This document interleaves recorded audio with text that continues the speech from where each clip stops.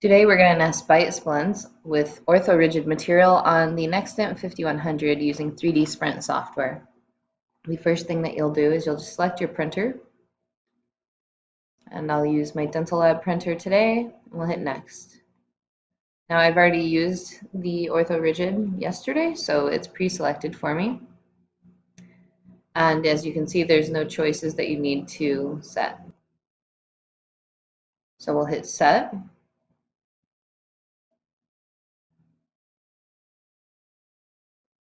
The next thing that we're going to do is import our files. So you'll hit File, Import, and we're going to use both exocad and 3Shape designs. You can see that they come in different orientations. A quick way to orient them in the proper orientation is to hit Orient, Manual, and you can just click on the area that you want to be facing the build platform. So we'll hit that biting surface. One more time, we'll hit Set Base, and we'll come over and we'll do the same thing for this guy. Now, Q is a hotkey for nesting, for transform, so we're going to move that.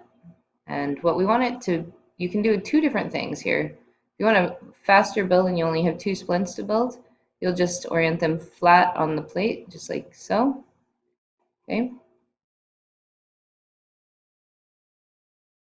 Just gonna snap in there.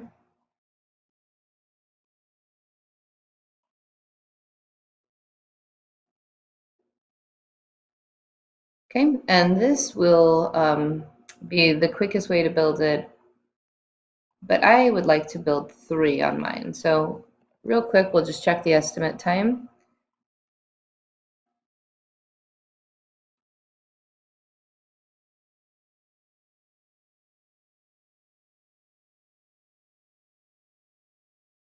So we have a 25-minute build.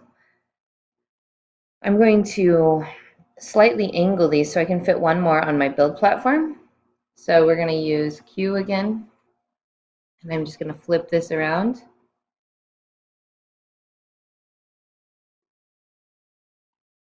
And put a slight angle on them. This also decreases the number of supports that you need. Now with the support type of structure that we have, you actually don't get that many supports, and they also are very thin where they connect to the part, so they'll just wipe right off and you won't see scarring. But it's important to do this immediately after you take them out of the bath. You can even do it before your post-processing bath. So I like to do it immediately, so this way there's no chance of polymerization and scarring. And I'm just going to copy this part so I can put one more on and show you how to nest the 3. Okay.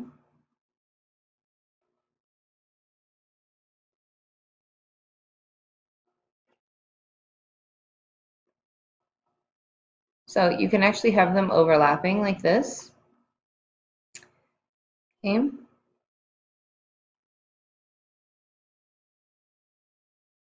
And we'll look at the estimate and I'll show you the difference in time.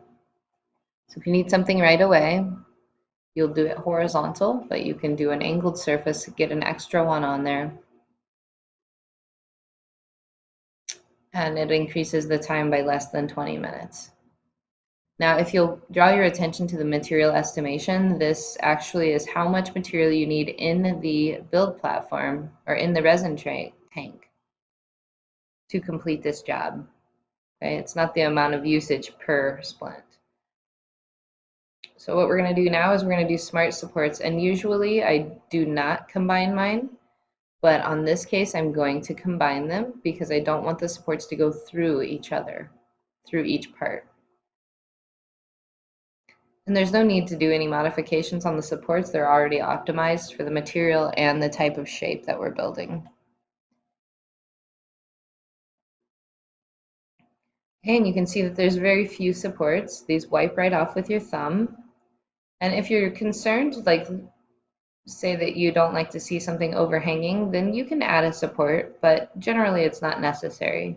So, but to add, you just hit modify and you can just click on the area you'd like to add. Okay.